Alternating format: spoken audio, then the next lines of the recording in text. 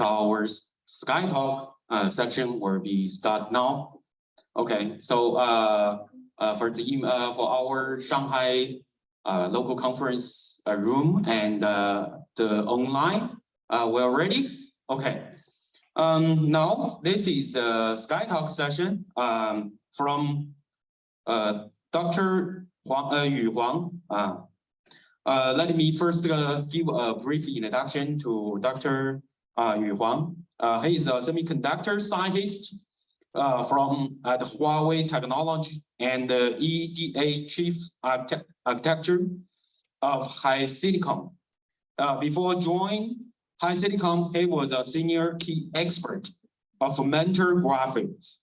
His research interests include Riverside SoC testing, ATPG compression, and so on, including machine learning. He got his PhD from the University of Iowa, United States. He has more than 70 patents and published more than 140 papers from IEEE journals, conference, and workshops.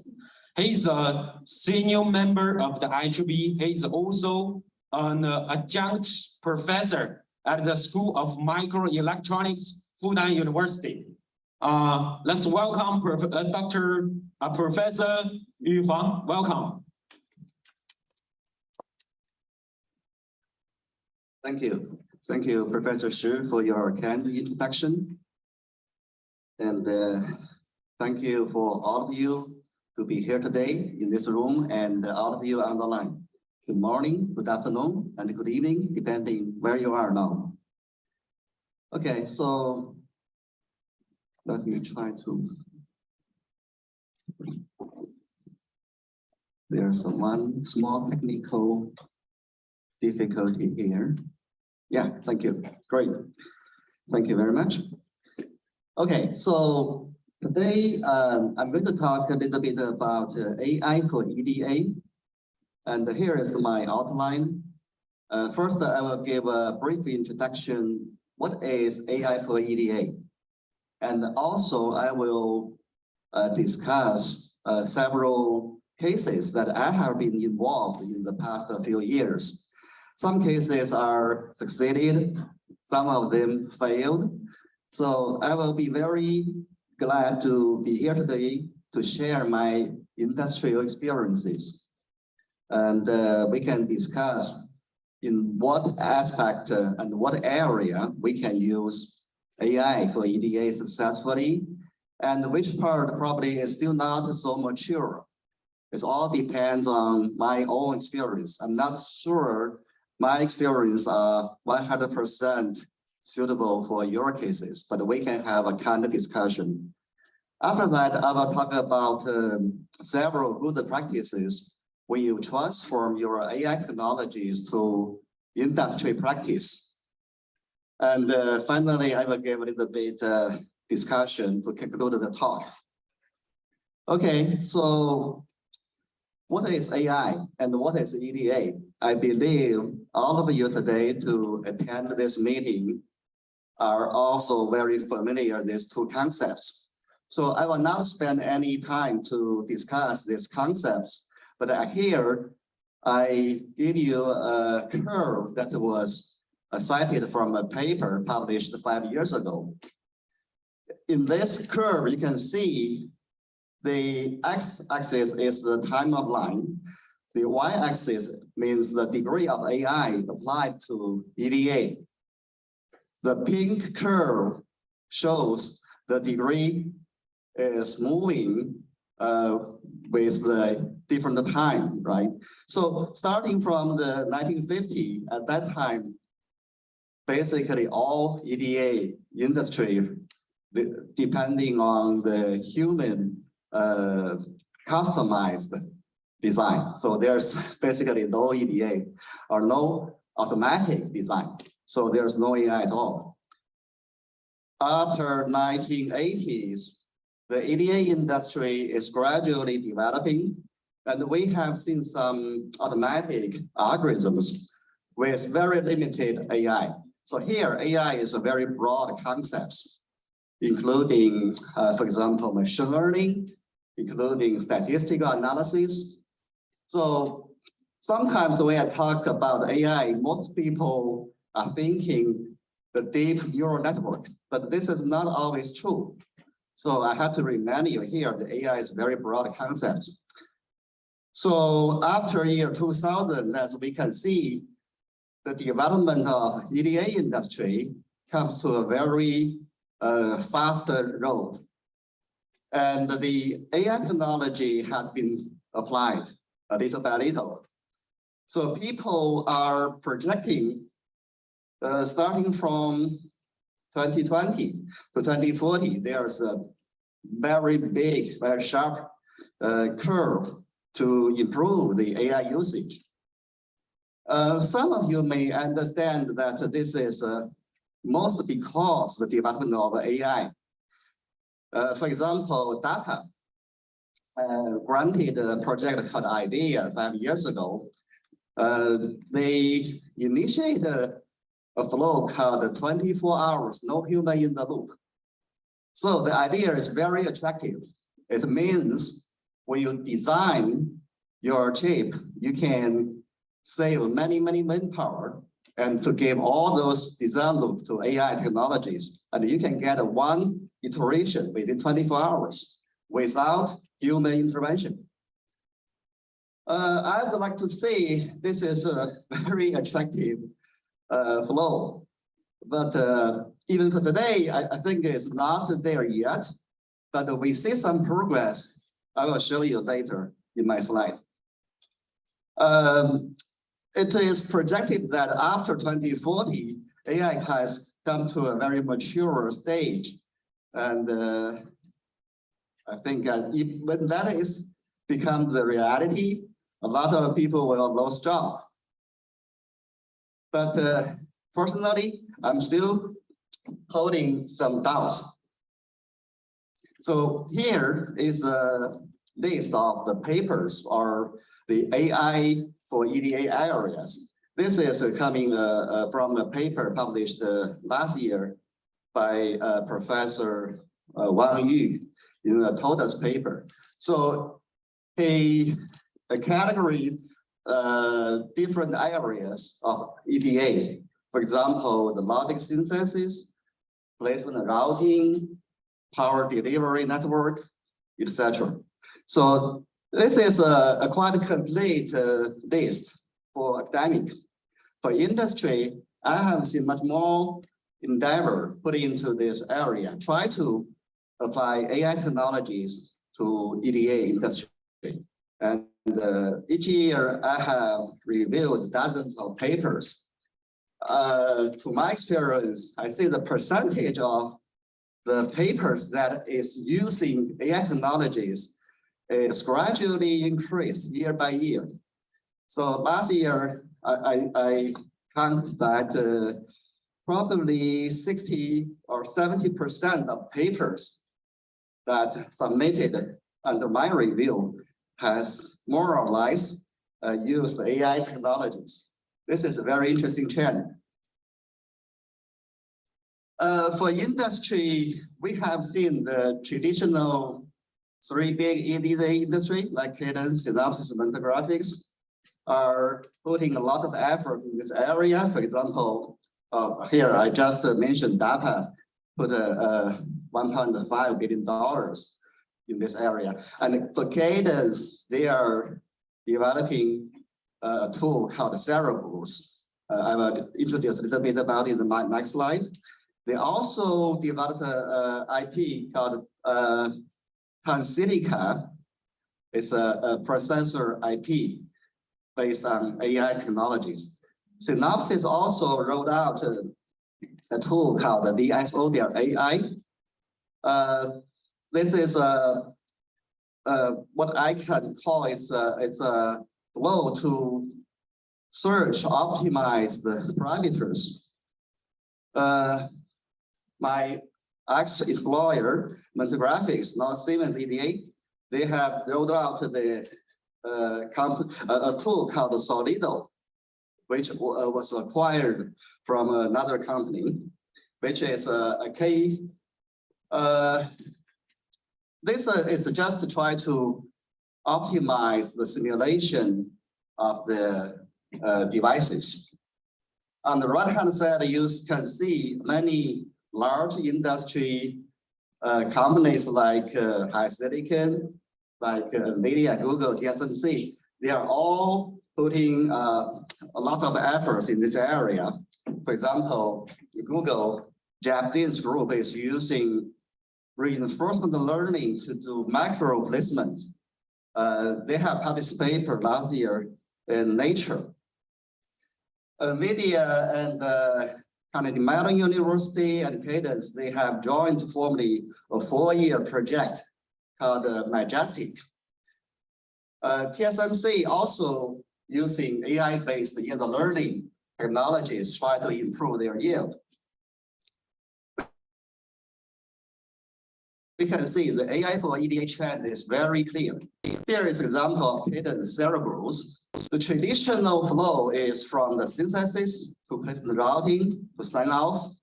But here, if they embed a reinforcement learning knowledge graph, they can speed up this loop and reduce the manpower. So here they say they have successfully deployed this flow into a CPU with 5 nanometer technology. They can shrink the manpower from 10 to 1 engineer. So next I will talk about my experiences, what had been succeeded so far. So here is example. It's a called diagnosis by Bayesian algorithm. So which was a paper I and my colleagues published at Asian Test Symposium a couple of years ago. So here is using unsupervised machine learning to do some diagnostic work. As we know, after we manufacture chips, right, we put them on testers to do the testing. If they failed, we collected a lot of failure data. We try to pinpoint where the defect came from. Here is the whole flow. You put on the tester, and you try to figure out where's the defect. If it's scan chain failure, our question is, which scan cell has the defect? We need to narrow down the location of the defect on a very long scan chain. That's the original question. So if we transform this question to a new question, is when we cluster the scan cell into, let's say, 2 groups. So where do we do this kind of separation? So here is the basic idea. If you can find the separation between the 2 groups, you can find the defect scan cell location. So this is the basic flow. Of course, we do some modeling of the failing scan chain by looking at a table to figure out the fault model. Then we do the masking for the loading pattern and do the simulation, try to extract some features.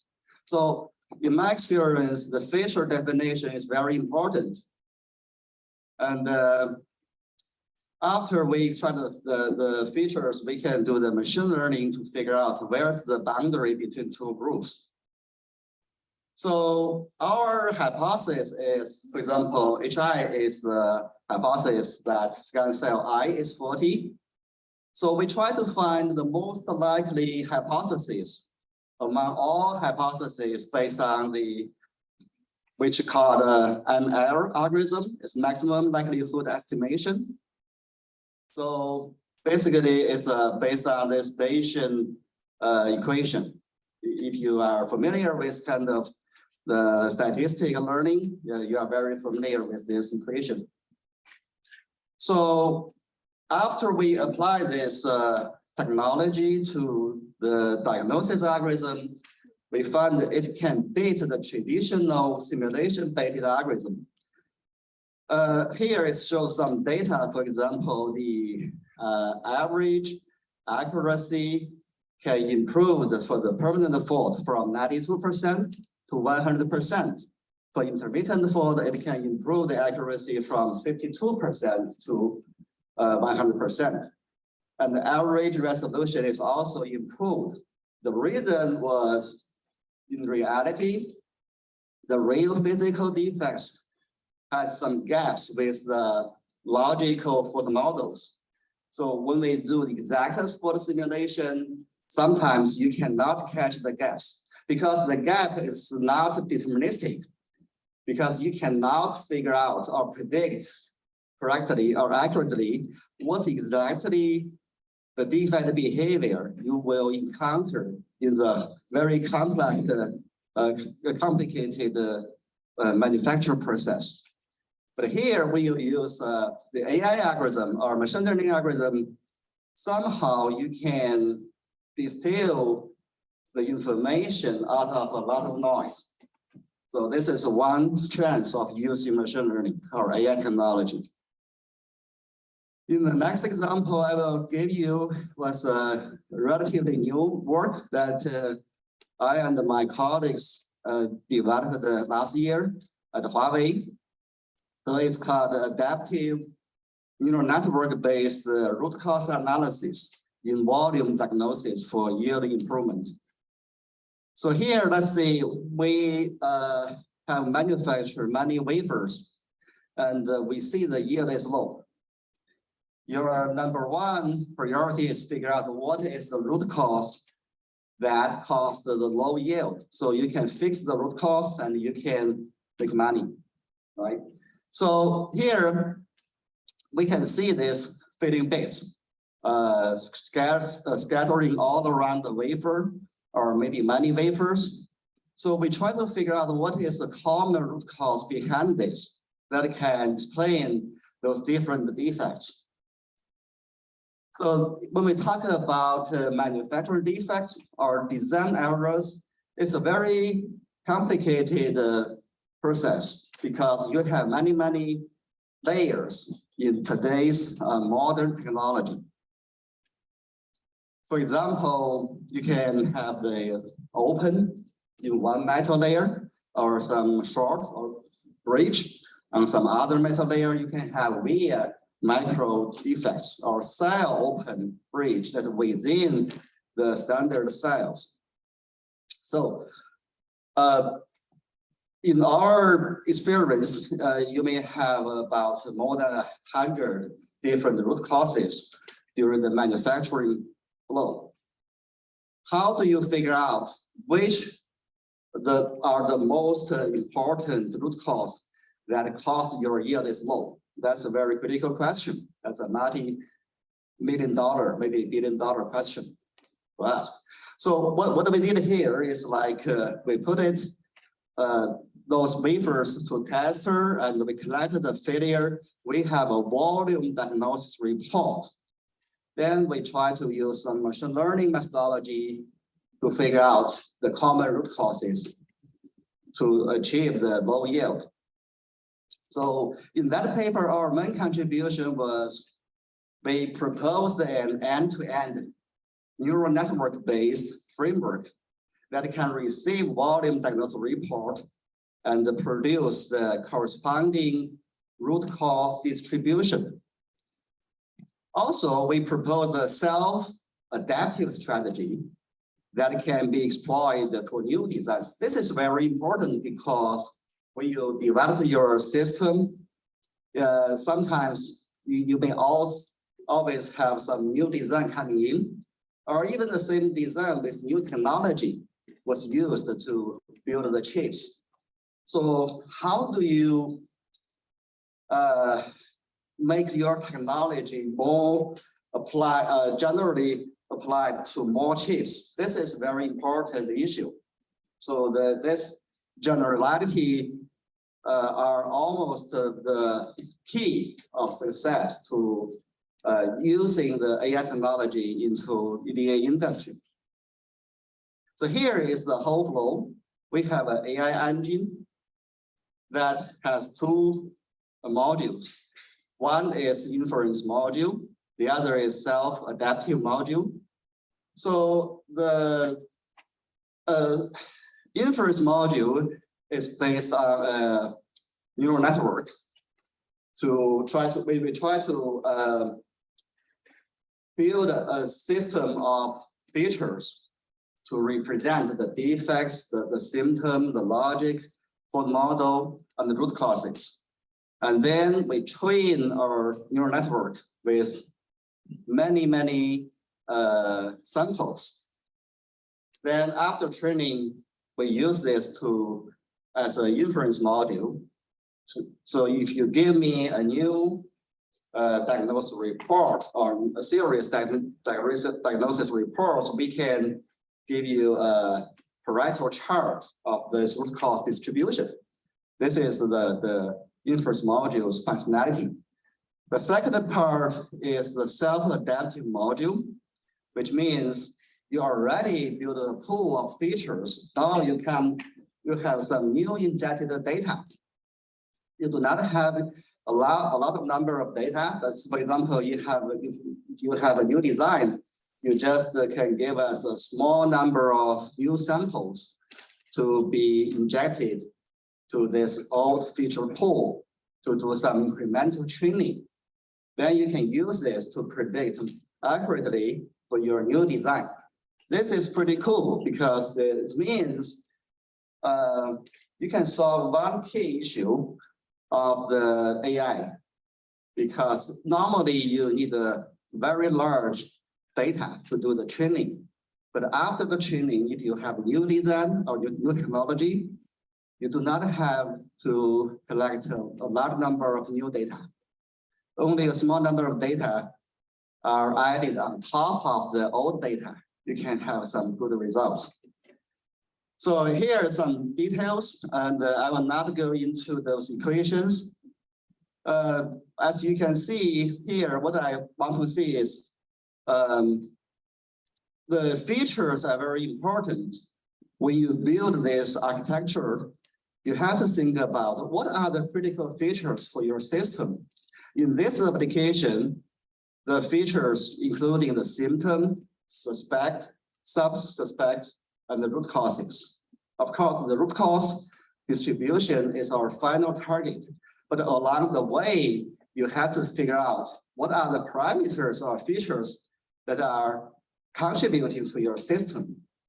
This is based on the domain knowledge.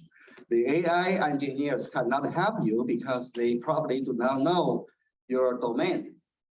So that is why I always try to emphasize that when you try to build a successful AI system, you have to have two groups of people. One is the people who are AI experts.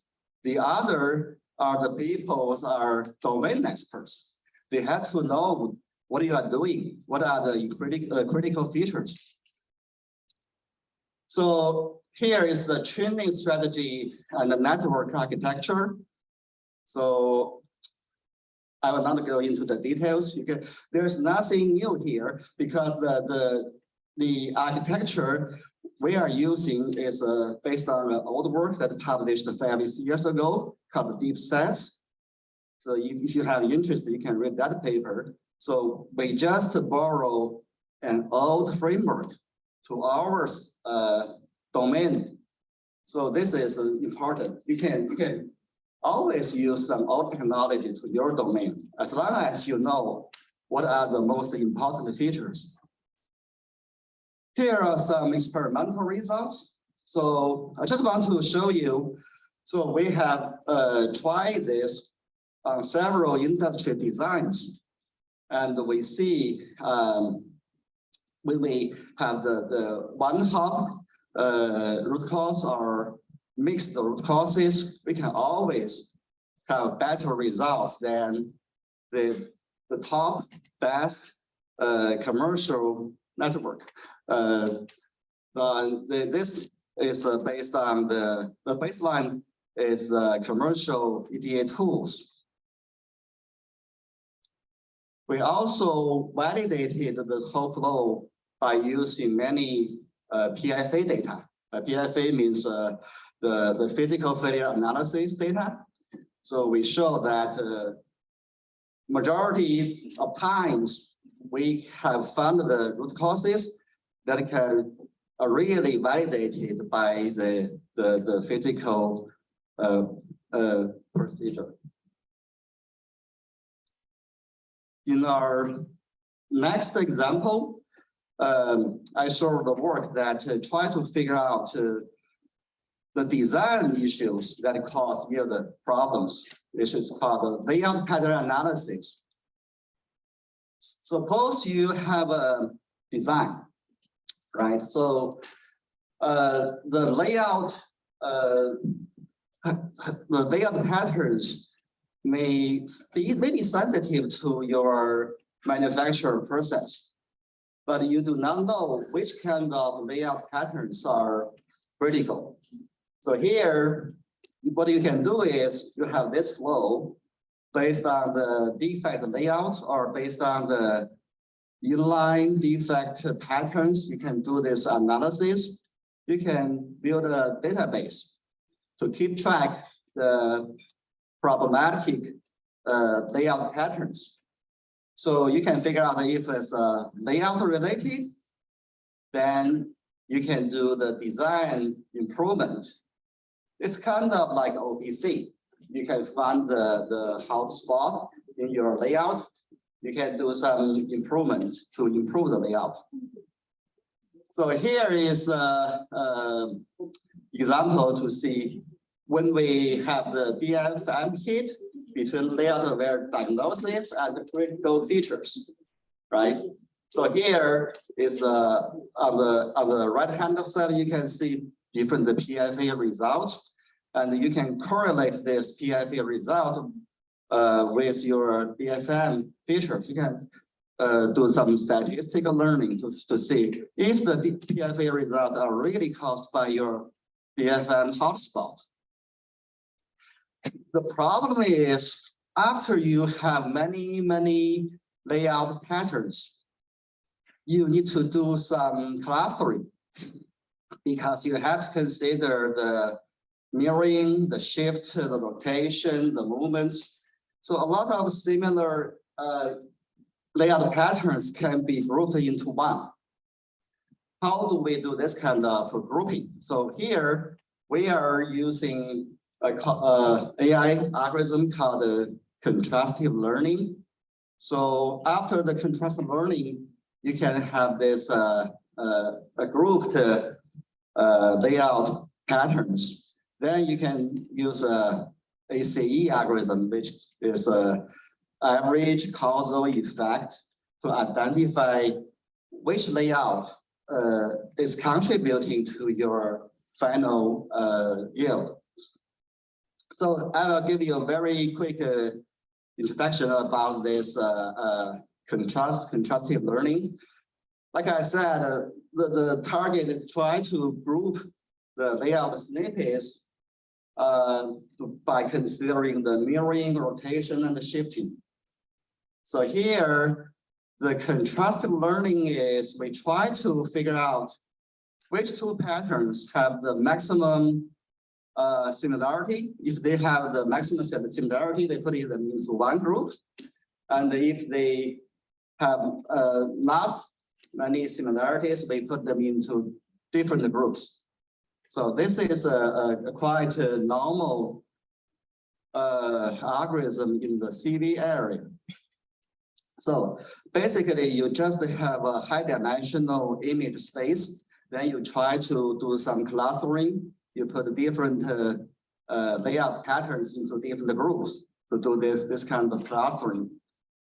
Then after that, you can use this ACE algorithm, which is an average causal effect algorithm, try to figure out which group of layout patterns is causing your yield losing. So to simplify this algorithm, it just means each time you just flip or switch off one group of patterns and to see what's the impact to the final yield.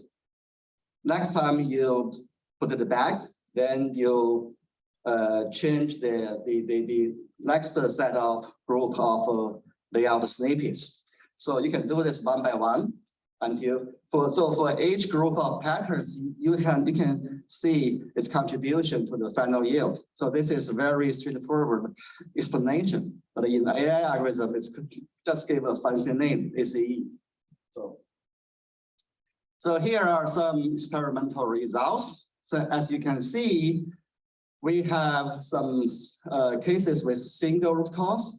Also, we have some cases with multiple root causes with randomly injected noise. So each time by using contrastive learning and ACE algorithm, we can find the root causes more accurately than other commercial EDA tools, which are not using this kind of AI algorithm. So this is another successful example of applying AI to EDA industry.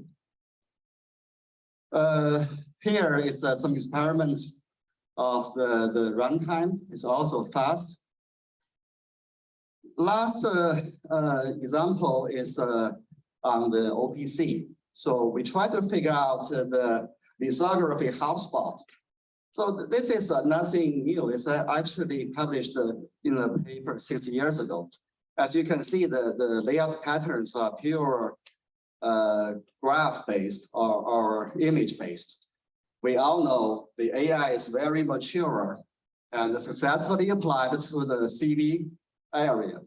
So this is straightforward to use AI to detect the hotspot on your layout. So for example, you have some hotspot. For example, here is a double patterning overlay, misalignment. And this is just one example. You can have some other overlay errors or city variations. All these kind of images are based on some layout after OPC.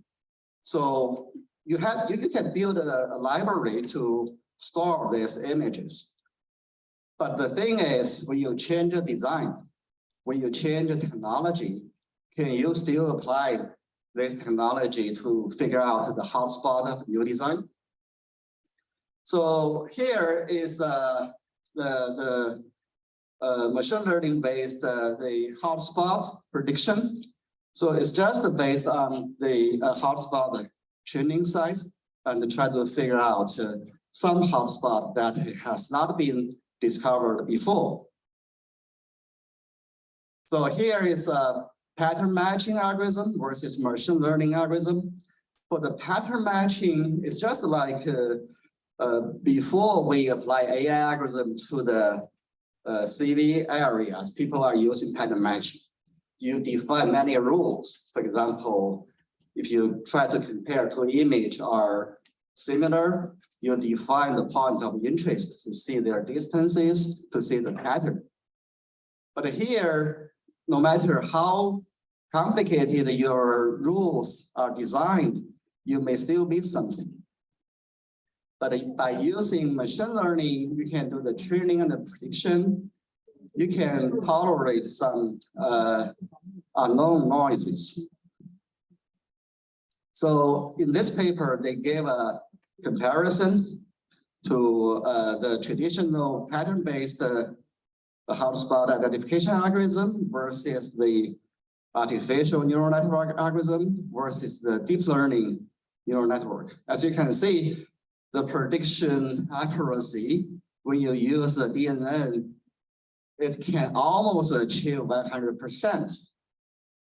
And the false alarm can be dropped to 0. This is amazing. So I just give you some examples that I had seen before in my career that is using AI algorithms can successfully improve the EDA tools.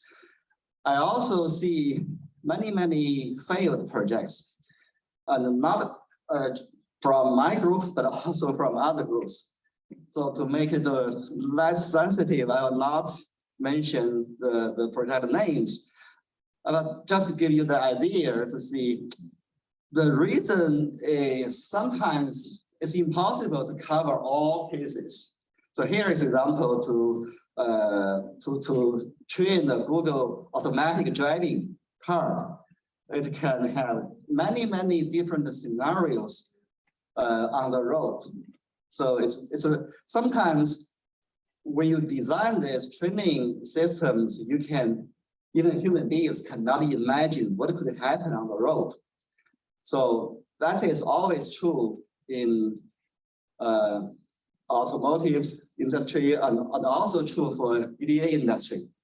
When we try to design some samples for the training, you may not cover all the cases. You'll always miss some cases, some corner cases. What can we do? So here is one example. In the area of synthesis, no matter log synthesis or high-level synthesis, or even physical synthesis, I didn't see very successful application of using AI algorithm in this area because it has this networks or netlist which cannot be very easily classified, or the features cannot be easily extracted. So this is one area we are still struggling. Floor planning. Floor planning also, for example, including the micro placement, this kind of EDA tools is still not quite mature in applying AI technologies, even though Google published the paper last year saying they can use reinforcement of deep learning to improve the floor planning or micro placement results, because it has very complex constraints. For example, the die may have the fixed height or width. The high density routing is required. Also, you may have some pre-allocated blocks, and you have some other physical constraints. So this is not an easy problem to be formulated. Yeah, this is a micro placement challenge. So in fabless, many designers have many experiences based on years of designing. So they can give you many rules that, for example, the data flow constraint, the regularity optimization, those rules are not easy to be encoded or embedded into a neural network. So this is also a challenge. Yeah, so searching the optimal design to test the configuration is also a challenge. This is my area. I did some previous work, but no matter what features I used, I still cannot generalize the AI-based algorithm into many different designs. So this is also frustrating. So what are the good practices? We know we have many good AI technologies. We have many good EDA algorithms. How do we combine the two to make it contribute more to this industry? So one difficulty is the evaluation is long and hard. It's harder than you thought. So it's easy to publish a paper to say, okay, my AI technology works for this and this designs. But so what? We are facing more complicated design, or maybe not complicated, just a design that is very different from the training side. Can you guarantee your algorithm is still working? This is a hard question to answer. Also, the implementation may take longer than you thought. You thought, okay, I built a very nice AI algorithm. I embedded it into my EDA tool. I can sell it to my customers. This is probably not very true, because you have to sell the training data, maybe the network after training. So this is a very complicated procedure. So On this slide, we try to identify and qualify the EDA opportunities for AI. So one is the task that generate a lot of data that can use AI. For example, the yield learning domain that I have shown in my previous slides. We see it has been very successfully applied AI technologies because it had many data. We have many failing dice, failing diagnosis reports. Also, if you have a task that use a long schedule or on the critical path, those are high value tools or that can use AI to optimize, and you can get the good reward on investment. Also, it may use very high CPU usage, and it's impossible or too expensive to scale with when the designs become bigger and bigger. Also, if you have some project with a large uncertainty on the marginality, so all those areas are opportunities for AI. So this slide shows you how do we spot AI accelerated EDA products. So I have listed several issues here. User and the CAD training. So you have to train your customer to understand the whole flow. This is completely different from the traditional flow. You have to acquire the big data, right? You have to have some the data accuracy problems. Sometimes the garbage in and garbage out, you have to do some data cleaning. You have to capture and report the real problem. So this is a traditional flow of training and inference. You get data, you clean and do the preparation. You train the model and use the model. This is a very linear steps. But the limitation of this flow is also clear. So here I just list a few. Sometimes you do not have enough training data. Sometimes it's difficult to improve the accuracy on the fly. Sometimes you cannot target a moving target. So here is the good practice of the successful AI applications in AI. It's always adaptive flow. Adaptive means incremental training. Adaptive means your target is moving and your algorithm is adapted on the fly. So to conclude, well, when we talk about AI, it's very exciting, right? And the people sometimes they believe the AI algorithm can completely replace the human beings. In my opinion, this will never happen. So here I just give you one story about the Google. In this year, they just fired a research that published the paper to criticize the Nature paper to say, oh, your paper looks good because you didn't use the correct baseline. When I use correct baseline, even traditional algorithms can beat AI-based algorithms. Then this engineer was fired. So you can read the story. So I'm not discussing who is right or who is wrong. I'm just trying to convey my message that this is a very controversial area. You can always find some examples that are suitable for AI, and you can always find some counterexamples. But here are those two papers. The Google's paper is based on the deep reinforcement learning to do the micro placement. This is easy to understand the project. So they can reduce the placement time and to save a lot of manpower. So here, why I have some personal doubt about this is because there's deep reinforcement learning needs a very high computing power. I know a lot of labs or companies, they do not have this kind of computer resource as Google has to repeat this experiment. Also, like I said earlier, human experiences are very important in many domains.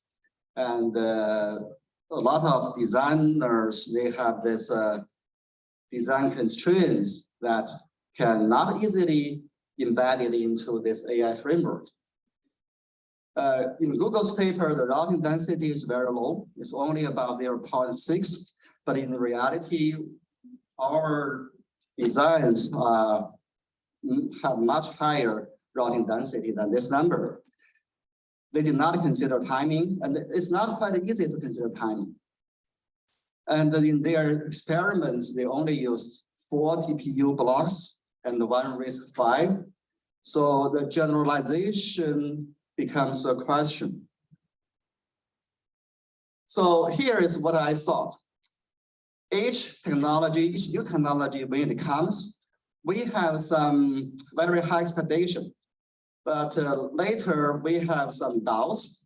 So, here is starting from the technology trigger to pick off the inflated expectation, and then jump to the throw of the illustration.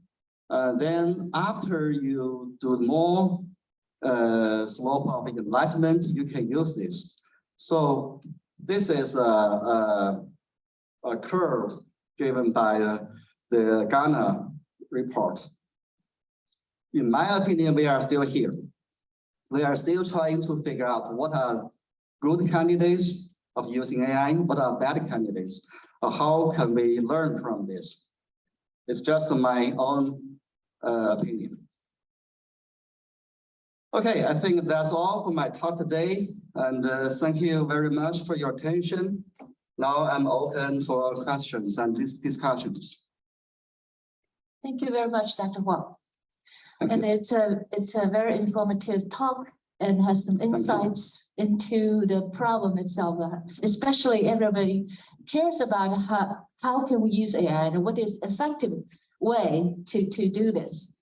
And anyone have a question for this for Dr. Yu Huang?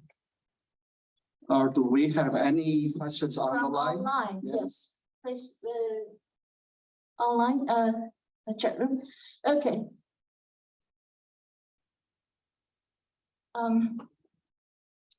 Maybe I have a question. Yeah. Dr. Huang, thank you for your wonderful sharing. And we know that for the reinforcement learning in EDA field, we need a lot of time and resources to get best result. So I want to know, are there some methods or strategies to solve these problems? Yeah, this is also a very good question. And what I saw was people are using parallelism computing. For example, you're using the multiple processors and even multiple machines. And also people are developing heterogeneous architecture. For example, you can use a GPU for your acceleration. You can move a lot of work that can be parallelized into the GPU. And I know some people are using FPGA to do the acceleration of computing. In our company, we are developing the ARM-based multi-core system for the Shengteng or Kunpeng machines or CPUs. So this kind of machines have many cores, hundreds of cores on one chip. And also it has built some special engines to speed up the calculation of, for example, matrix calculation. So you can develop your own specific CPUs or GPUs or FPGAs to do this kind of work to parallelize the computation as much as possible. So it can somehow speed up the training process. And I know a lot of startup companies are building specialized AI chips. For example, Zhuge, for example, the graph core, and yeah, you can name many startup companies. So those specialized AI cores, depending on what kind of usage you are using for training, for inference, or even for AI computing or the EDA computing. So there's many methodologies are explored in this area, and I believe in the future we can see many more diversity in this area. Thank you. Dr. Huang, I have a couple of questions here because I see all four of your works that they're showing very exciting results through the experimental data, especially for this first one, the testing, the accuracy rate reaches 100%. Do you think it will be a general result or? Yes, this is a very good question. So we'll use AI-based technologies. So people always concern the generalization problem, right?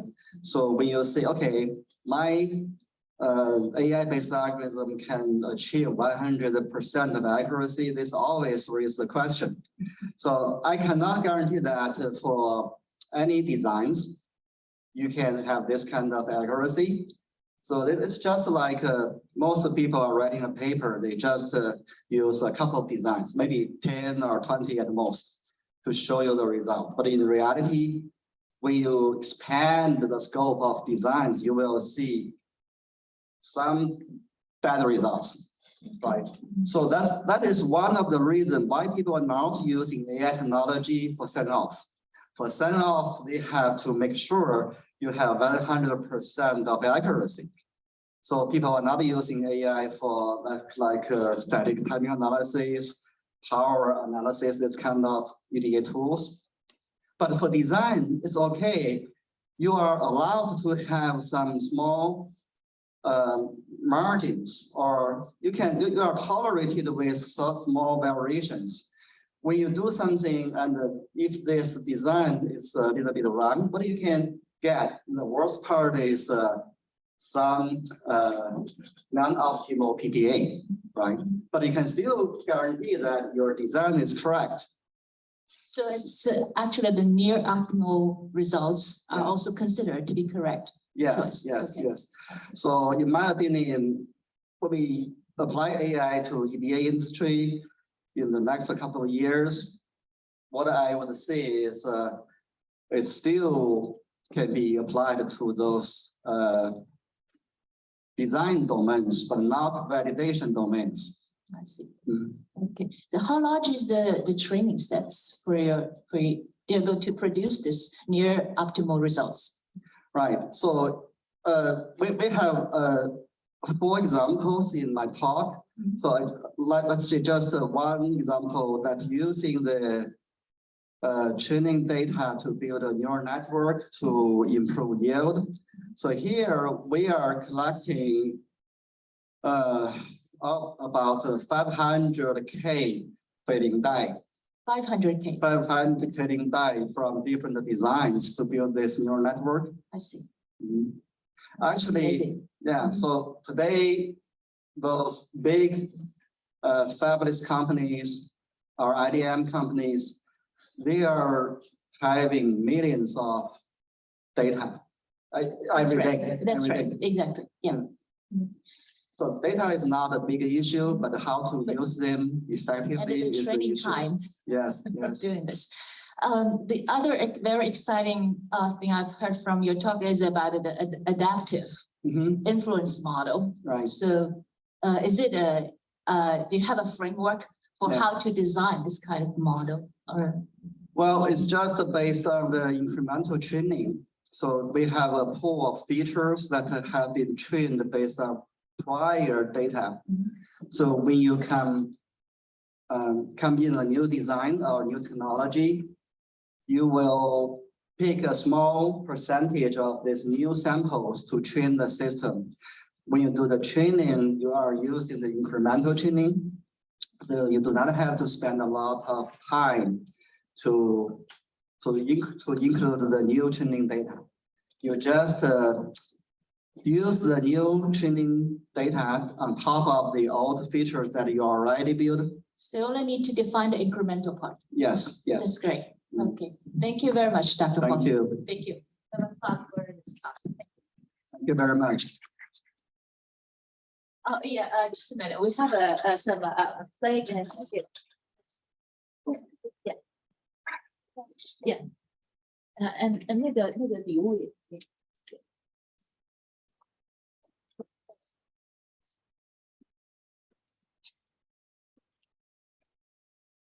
Thank you very much for your service. Yes, we do. Thank you. Thank Thank you. Let's hold this together.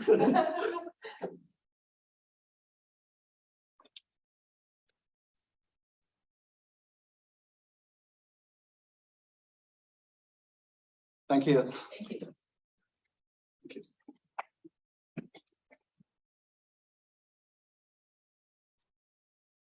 Gee.